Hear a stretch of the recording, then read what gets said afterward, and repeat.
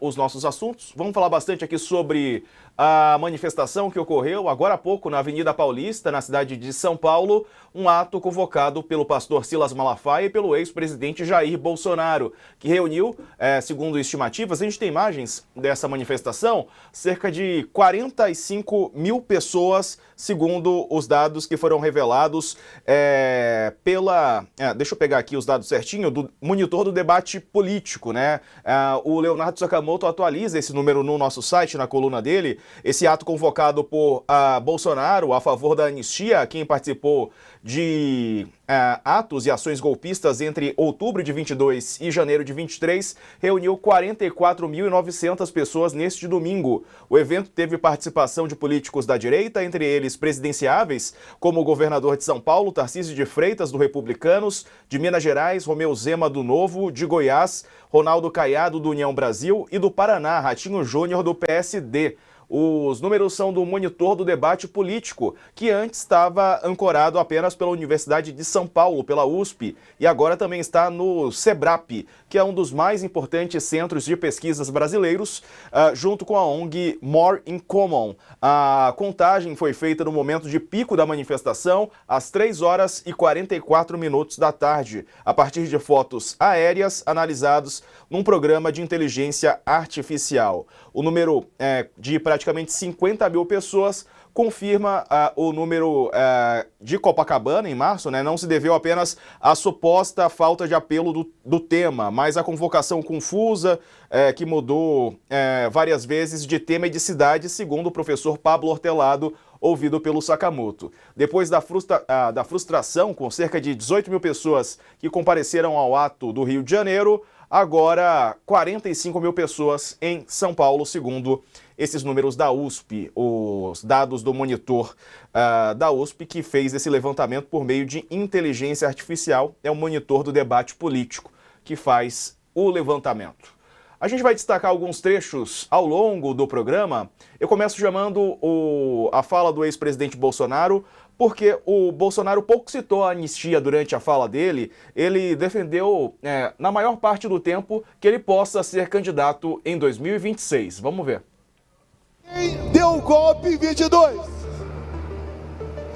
Quem pesou a mão por ocasião das eleições? Sem falar outras possibilidades. O golpe foi dado. Tanto é que o candidato deles está lá. Alguns deles falaram que interferiram sim, mas foi para o bem da democracia. Os nossos convidados para esse domingo, para falar um pouco sobre este ato, estão comigo, deixa eu pegar aqui os nomes certinho para não errar, João César de Castro Rocha, pesquisador de extrema-direita, da extrema-direita e professor de literatura da UERJ, e Beto Vasques, professor da Fundação Escola de Sociologia e Política. Boa tarde aos dois, bem-vindos. Professor Beto Vasques, essa fala do Jair Bolsonaro, o ex-presidente, ele, durante boa parte do tempo, ele defendeu a candidatura dele para 26, como a gente viu nesse trecho, né? Exato. Boa tarde, Diego. Boa tarde, João César. É um prazer estar com vocês. Boa tarde para a audiência. Parece que foi o que a gente tinha percebido nas manifestações do ex-presidente pós aceitação da denúncia por tentativa de golpe de Estado pelo STF, a partir da denúncia apresentada pela PGR. O Bolsonaro fez algumas manifestações, fez uma fala confusa de cerca de 1 hora depois, quando o rapaz apareceu tocando lá o trombone, fazendo gracinha com a marcha fúnebre, e depois ele repetiu o que estava lá em algumas entrevistas ao longo da semana e hoje novamente. Quer dizer, o ex-presidente Bolsonaro ele faz um movimento muito claro, talvez por desespero do Celso Vilardi, que é o advogado dele, ele mostra que ele jogou a toalha no julgamento, ele é consciente da quantidade de provas que ele gerou contra si mesmo, porque a denúncia da PGR muito pouco usa da delação do Mauro Cid. Ela se baseia basicamente nas aspas que o ex-presidente Bolsonaro deu em uma série de eventos, como o 7 de setembro de 2021 e 2022, a reunião com os embaixadores, ou seja, as próprias coisas que ele falou, e as provas que ele e o seu grupo político geraram contra si mesmos, né? Documentos em minutas de golpes em gavetas de escritórios ou em computadores, mensagens inconfessáveis no WhatsApp e Telegram, ou seja, uma abundância de provas que, por isso, justifica que, do ponto de vista criminal, o advogado esteja tentando desacreditar as provas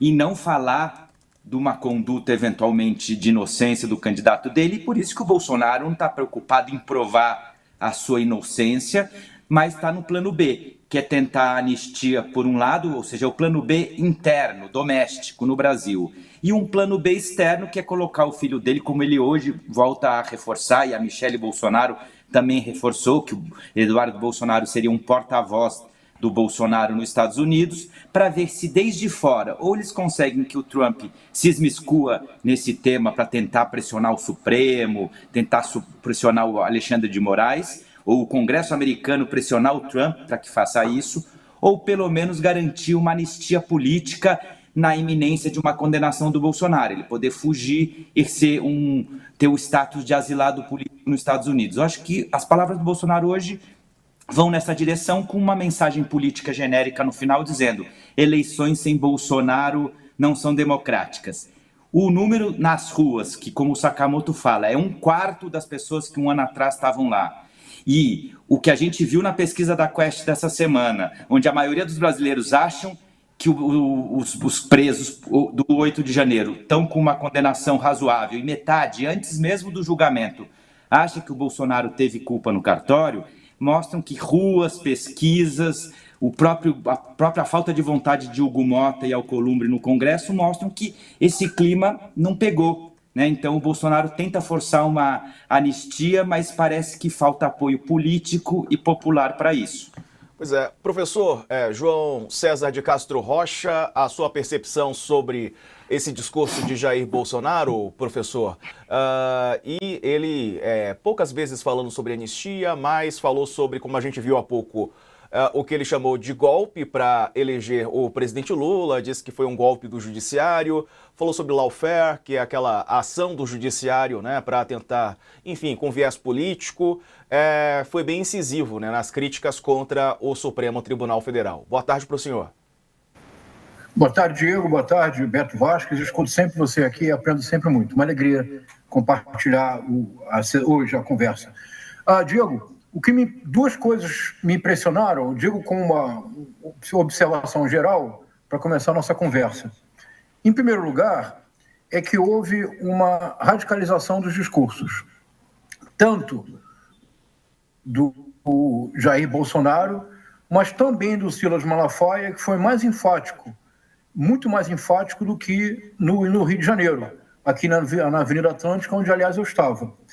Porque tanto o Bolsonaro quanto o Silas Malafaia deram dois passos que não haviam sido dados de maneira tão enfática quanto foi nas manifestações anteriores. Vejamos se vocês estão de acordo. O primeiro passo mais enfático foi no término, com a clara ameaça do Silas Malafaia, embora ele diga: eu sou pacífico, sou virulento nas palavras, mas sou pacífico, mas não forcem o povo brasileiro a esta situação, indicando uma possível perturbação real da ordem. Eu não diria uma guerra civil, mas uma reação forte em caso de prisão do Bolsonaro. De igual forma, a eterna ladainha do Silas Malafaia: não houve golpe, vou provar, e faz uma narrativa absolutamente incoerente para provar que o 8 de janeiro de 2023 foi um ato isolado. O que nós estamos assistindo em termos de disputa pela narrativa dos eventos é que ou o 8 de janeiro foi um ato isolado, portanto, que sejam punidos como vândalos, mas como golpistas, é o argumento dos bolsonaristas. O argumento da Procuradoria-Geral da República e do Supremo Tribunal Federal é que o 8 de janeiro é apenas uma parte de um todo que principia pelo menos em 2021 e que é uma trama golpista. Então, o Silas Malafaia, no final, deixou no ar uma clara ameaça. De igual modo, o discurso do Jair Messias Bolsonaro foi muito mais radical do que o discurso do Rio de Janeiro. Porque, se nós prestarmos atenção, nós todos prestamos, no que ele disse hoje, ele afirmou com todas as palavras que sim, houve golpe em outubro de 2022. mas que o golpe foi dado pelo Tribunal Superior Eleitoral para retirá-lo do poder. Ele disse com todas as palavras. Ele disse algo mais, e sem se dar conta, parece que o desespero já se tornou agora a regra desses movimentos bolsonaristas, mas eles vão criando fraturas que talvez não sejam mais sanáveis com o sistema político e com o sistema judiciário como um todo. Os ataques ao Hugo Mota não me parecem prudentes do ponto de vista político mais elementar. E o Bolsonaro disse no final do discurso: em 2026 o Tribunal Superior Eleitoral terá uma conduta imparcial, porque a presidência não será a mesma. Em 2026, o presidente do Tribunal Superior Eleitoral será o Cássio Nunes Marques. Ele coloca o ministro Nunes Marques numa autêntica sinuca de bico. Última observação, para não ocupar muito tempo agora, me chamou a atenção uma maior presença feminina. Houve a vice-prefeita de Dourados, a Giane Nogueira, que, olha, nota ao pé de página, é pura ordenação teonomista na veia, ou seja, é a ideia central de que a ordenação política brasileira não deve seguir a Constituição, mas sim a Bíblia. Ela terminou puxando um louvor que é um grande sucesso da cantora evangélica Fernanda Brum, que se refere a uma canção que se refere à nação ungida, no caso seria o Brasil, e ela se refere a Bolsonaro como Daniel na Cova dos Leões. Ela foi o grande momento, digamos, do evangelistão que eles pretendem criar no Brasil. Houve a deputada federal, a Carol de Tone, e a Michele Bolsonaro. Algo que me chamou a atenção, eu faço a observação e passo a palavra para vocês para escutar o colega Beto Vasco e você, Diego, é que o discurso da Michele, todos os discursos anteriores da Michele eram discursos com uma fortíssima matriz religiosa. Desta vez, o discurso da Michele Bolsonaro foi o primeiro discurso em que houve uma vocação política muito mais importante do que a vocação religiosa, que ficou por parte da vice-prefeita de Dourados, a Giane Nogueira. Esse ponto do discurso mais político da Michele Bolsonaro me chamou a atenção.